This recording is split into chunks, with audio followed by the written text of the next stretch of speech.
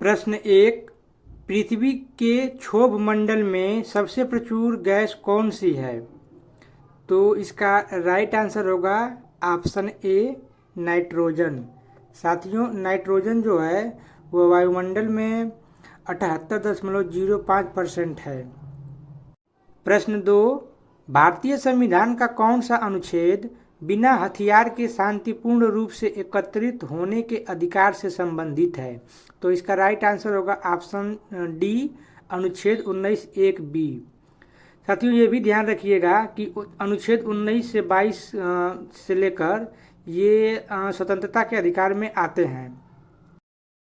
प्रश्न तीन, national stock exchange की स्थापना के लिए किस समिति द्वारा अनुशंसा की गई थी?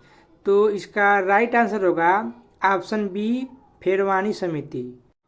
नेशनल स्टॉक एक्सचेंज एनएससी की स्थापना 1992 ईस्वी में हुई थी और यह भारत का पहला इलेक्ट्रॉनिक एक्सचेंज है और इसका मुख्यालय मुंबई में स्थित है।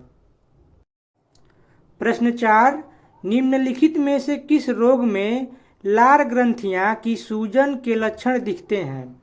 तो इसका राइट आंसर होगा ऑप्शन डी कंठमाला, जिसे गलगंड रोग भी कहते हैं। प्रश्न पाँच, मानव अधिकार संरक्षण अधिनियम की स्थापना कब हुई थी?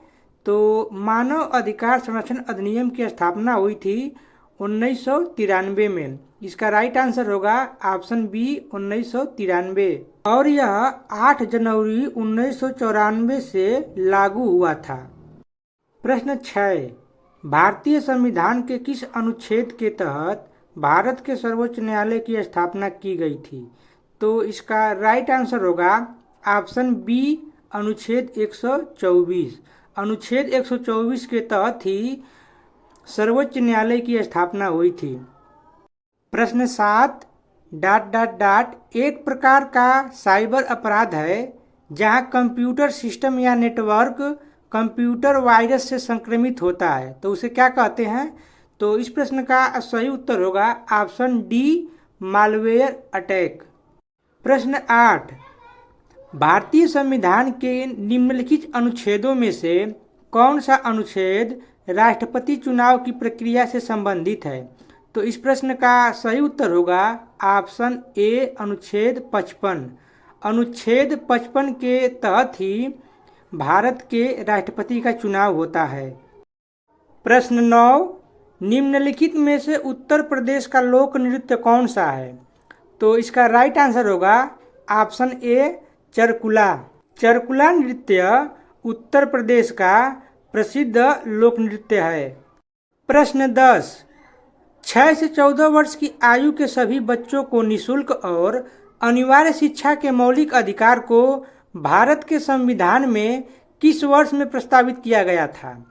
तो इसका राइट आंसर होगा ऑप्शन सी 2002 में।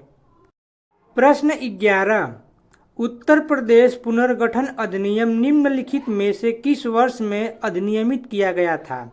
तो इसका राइट आंसर होगा ऑप्शन ए 2000 में। प्रश्न 12, उत्तर प्रदेश राज्य की स्थापना कब हुई थी?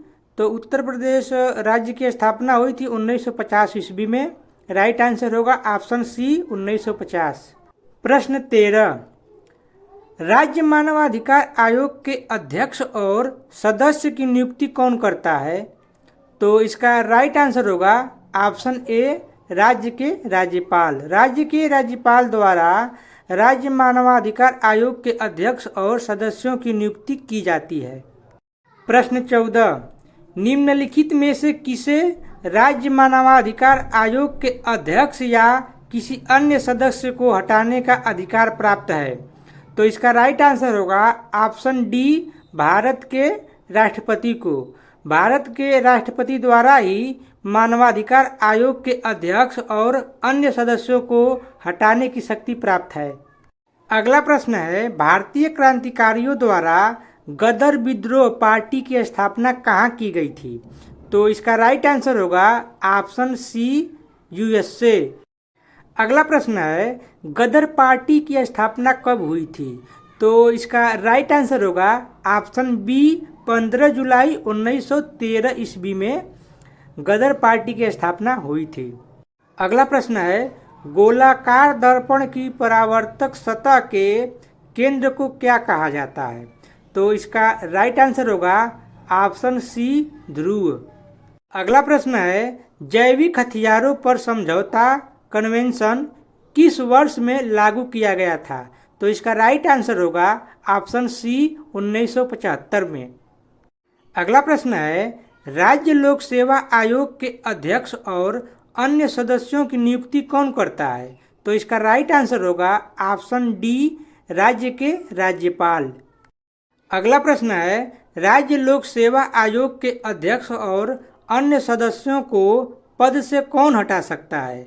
तो इस प्रश्न का राइट आंसर होगा ऑप्शन सी, भारत के राष्ट्रपति। भारत के राष्ट्रपति द्वारा ही राज्य लोक सेवा आयोग के अध्यक्ष और अन्य सदस्यों को पद से हटाया जा सकता है। अगला प्रश्न है, हरिहर और बुक्का भाइयों ने किस वर्ष में विजयनगर साम्राज्य की स्थापना की थी? तो इस प्रश्न का सही उत्तर होगा ऑप्शन ए, 1336 ईस्वी में। 1336 ईस्वी में हरिहर और बुक्का ने विजयनगर साम्राज्य की स्थापना की थी। अगला प्रश्न है, भारत में निम्नलिखित में से कौन सर्वोच्च है? तो इस प्रश्न का सही उत्तर होगा ऑप्शन डी, संविधान। अगला प्रश्न है, मोटर वाहन संशोधन अधिनियम 2019 के तहत नए यातायात नियमों के अनुसार किशोरों द्वारा किए गए उल्लंघनों के लिए जुर्माना राशि रुपए है, कितना है? तो इसका राइट आंसर होगा ऑप्शन बी, 25,000 रुपये। साथियों, इस वीडियो में आप लोगों ने जितने प्रश्न देखे हैं वह प्रीवियस ईयर, पिछले सालों में पूछा जा चुका है। तो वीडियो अच्छा लगा हो तो वीडियो को लाइक, शेयर और चैनल पर अगर नए हो तो चैनल को ज़रूर सब्सक्राइब कर लीजिएगा, क्योंकि इस चैनल पर प्रत्येक दिन जीके जीएस की वीडियो अपलोड होते रहते हैं।